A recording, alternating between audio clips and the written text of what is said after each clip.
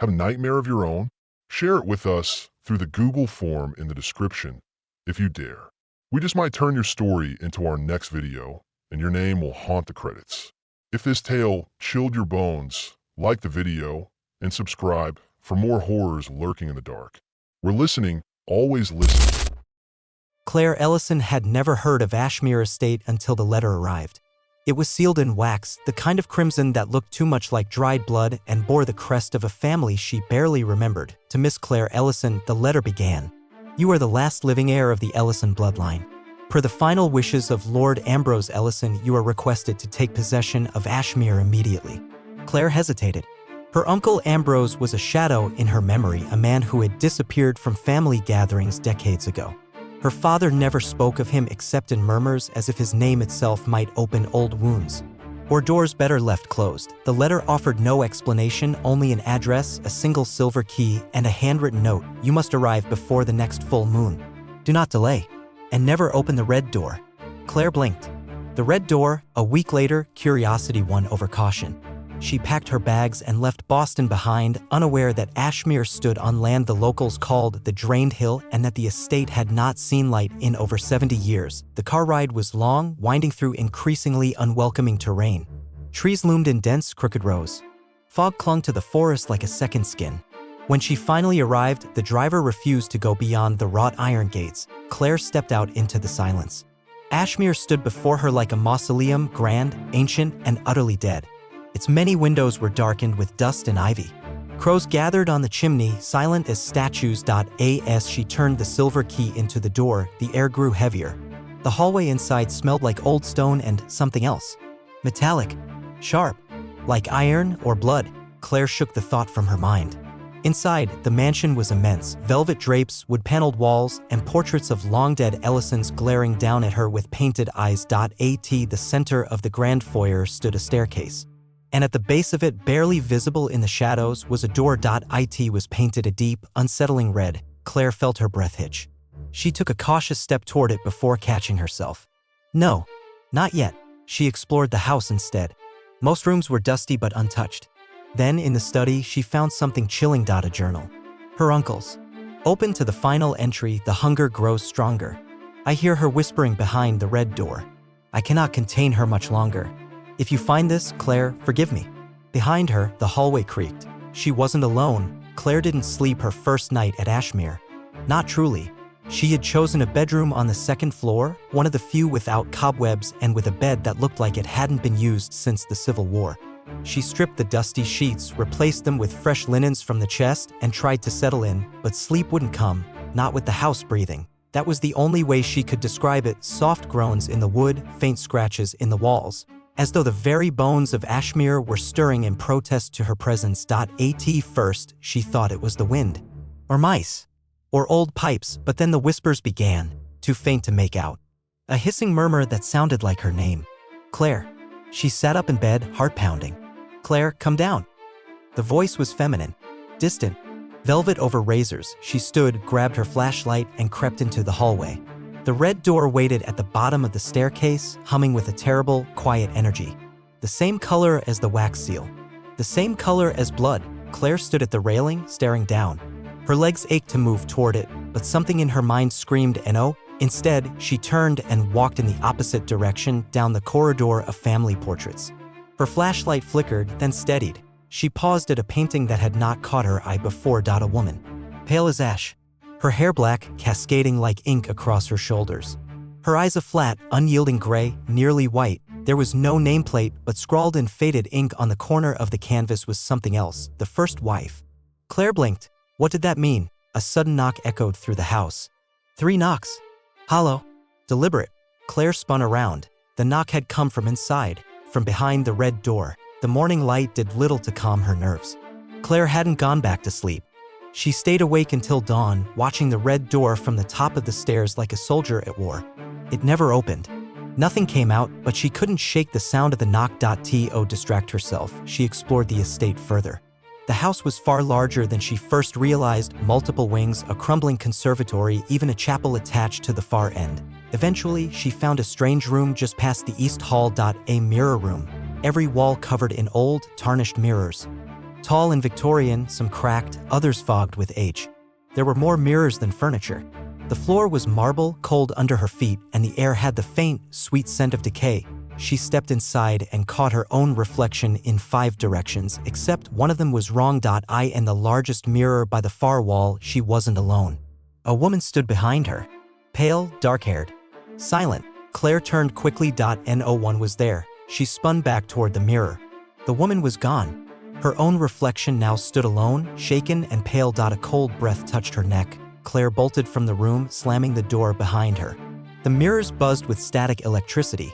She pressed her back to the wood and whispered to herself, "Get a grip. You're tired. You're just tired." But then she noticed something horrifying. Her reflection, just before she fled, it hadn't flinched. Hadn't moved with her. It stood still, smiling. Claire couldn't shake the feeling of being watched. Every mirror reflected her unease. Every hallway seemed a little darker. She avoided the red door entirely now, though sometimes at night she thought she heard it breathing. It wasn't just the house anymore, it was in her skin. A coldness that grew stronger the longer she stayed. She returned to the study, desperate to find answers in her uncle's journal. But the final entry was still the last, a desperate warning and a confession. She searched elsewhere. Behind the shelves, tucked inside a hollowed book titled The Nobility of Hunger, she found it, bound in black leather and sealed with dried wax. A ledger. Names. Hundreds of them. Each written in an ornate script, and beside them, dates, towns, and a final column marked in red ink, drained. Claire flipped further. The ledger spanned centuries. Some pages were stuck with something that resembled old glue, but felt more like dried blood. She recognized only a few names. But near the back, something made her go cold. Ellison, Margaret, 1784, Ipswich, drained. Ellison, Daniel, 1803, Boston, turned, failed. Ellison, Ambrose, 1956, Salem, bound. Ellison, Claire, 2025, Boston, pending. Her hands trembled. Pending. Claire dropped the book as if it had burned her. She backed away, tripping on the carpet, her heart pounding in her ears. This wasn't a guest registry. It was a feeding record, and she was next. Claire couldn't stay inside. The walls pressed in like a mouth closing around her.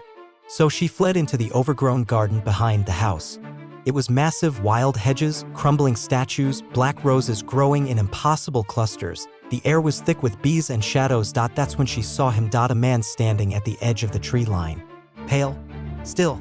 Watching her. He wore an old-fashioned coat, something out of a 19th century painting. His face was long, lips bloodless, and his eyes, they glowed faintly amber like coals under ash. Claire took a step back. "Who are you?" she called out. The man didn't respond. He simply tilted his head as if studying her. Then, in a voice that sounded dry and echoing, "You've come too early. Or perhaps too late." "I'm not here for whatever this is," Claire said, backing toward the mansion. "I'm leaving. I'll burn this place to the ground if I have to. No one leaves Ashmere. Not without feeding her." The man's eyes darkened. "Not without dying. Or worse." He raised a hand and a crow dropped from the sky, stone dead. Claire ran. Branches clawed at her skin as she sprinted back toward the estate. Behind her, the man's laughter, low and ancient, followed her all the way to the back door. When she slammed it shut and locked it, she turned to find something waiting inside the kitchen. A small box. She hadn't seen it before, wrapped in torn silk, and on the lid, a single word burned into the wood: drink. Claire didn't open the box. Not immediately. Instead, she stared at it for what felt like hours, her breath shallow, her instincts screaming. The wood was ice cold. Not metaphorically, literally freezing, as if it had been buried in snow. Or something colder. When she finally unwrapped the silk, the box opened with a quiet hiss, like a sigh escaping a crypt. Inside was a small crystal vial, filled with blood. It shimmered faintly in the kitchen light, far too vibrant to be human. There was a letter beneath it, yellowed and fragile, written in the same hand as her uncle's journal. "If you cannot leave, you must choose. Drink and see through their eyes. Or remain blind and be devoured whole." Claire set the vial down with shaking hands. What did it mean? See through whose eyes? The house groaned again. A sudden gust of wind tore through the hallway behind her. Doors slammed. Lights flickered, and then the red door creaked open. Claire froze. She hadn't touched it. She knew she hadn't, but from where she stood in the kitchen, she could see straight through the open parlor to the bottom of the stairs. It was open now. A dark slit in the wall like a wound. Something inside moved, heavy, dragging footsteps. No. Not footsteps. Crawling. Claire grabbed the vial and ran. She locked herself in the study and barricaded the door. For hours, she didn't move, listening to the faint, wet shuffle of whatever was beneath the house. It didn't knock this time. It just scraped. Eventually, the sounds faded. Claire sat on the floor, cradling the vial until her heart slowed. Until she could breathe again. That's when she remembered the painting, the first wife, the pale woman with eyes like glass. The unnamed one. Claire lit a fire in the hearth and searched the room. Behind another row of books, she found a hidden compartment. Inside, a single black notebook. Unlike the ledger, this was a diary. Feminine, elegant. The first page read Isadora Ellison, 1781. Claire read deep into the night. Ambrose was the last to taste me, Isadora had written. He thought he bound me to the earth, but I do not die. Not truly. They buried me below the door, painted it red so they wouldn't forget. But the red fades as all warnings do. I dream of freedom, of teeth and marrow, of Claire. She will open the door or become my key. Claire dropped the diary. Isadora wasn't just dead. She wasn't even alive. She was something in between, something buried beneath Ashmere, bound by blood and named. Claire's name. She finally understood the inscription in the ledger, pending, not as a victim. As a vessel. A knock came at the study door. Soft, polite, then the voice, muffled and sweet. Claire, won't you let me in? Claire didn't move. She sat on the cold floor, back against the wall, staring at the door as the voice repeated her name again and again, never angry, never pleading. Just certain, Claire, Claire, Claire. She clutched the black diary to her chest like a shield. Her breath fogged the air. The fire had gone out and the temperature dropped fast, too fast for any natural chill. Then the knob rattled, not violently. It was subtle, almost teasing. As if the thing on the other side knew how much it unnerved her, Claire backed away. Every instinct screamed to run, but where? There was no escape.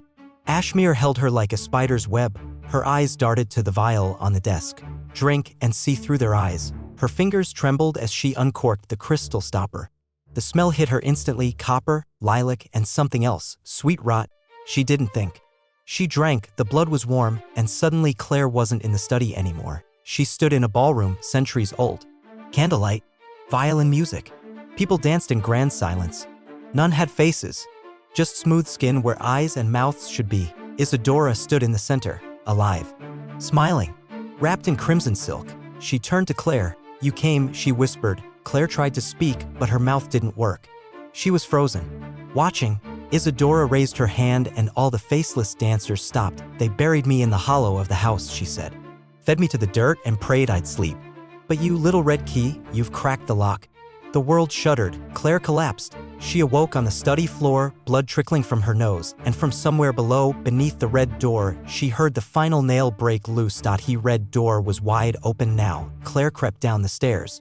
The taste of blood still in her mouth, the air thick with rot and old perfume. The scent of Isadora. The basement stairs were hidden behind the red door, narrow and winding. As she descended, the wallpaper changed. It peeled into patterns of black veins. The wood softened beneath her feet, damp as flesh. At the bottom was the crypt. Or what used to be one. Now, it was a chamber of decay, walls lined with ribs of old wood, black candles burning with cold flames. In the center, a coffin split open like a mouth, empty. Chains hung broken. A sigil of blood marked the floor. And at the far end of the chamber, in a wall of stone, was a mirror, but it didn't reflect Claire. It reflected Isadora, smiling. Waiting, do you understand now? The reflection asked. Her voice came from the walls, the floor, the very air. You weren't called here to inherit Ashmere. You were born to become Ashmere. Claire backed away. You're not me, she whispered. No, said Isadora. You are me. Or you will be. The blood chooses. The house obeys. There must always be a keeper. Claire turned and ran. Up the stairs. Out of the basement. Through the red door. She slammed it shut and through every lock, but it was too late. The binding was broken. The house began to shift, walls curling inward, mirrors melting, portraits weeping blood. Ashmere was awake, and Isadora had returned. Ashmere was changing. Claire ran through collapsing hallways as the house moaned like a dying beast. The walls wept thick black fluid. Doors vanished. Windows blinked shut like eyes. Every step forward took her deeper inside, not out. She wasn't trapped in the house. She was being absorbed by it. Claire. The voice screamed from nowhere. From everywhere. Why do you flee what you are? She reached the foyer, but the front door was gone, replaced by a pulsing wall of red flesh. The paintings had changed too. No longer portraits of the Ellison family, now they all depicted her. Claire, wearing the red gown. standing in the ballroom, holding the ledger.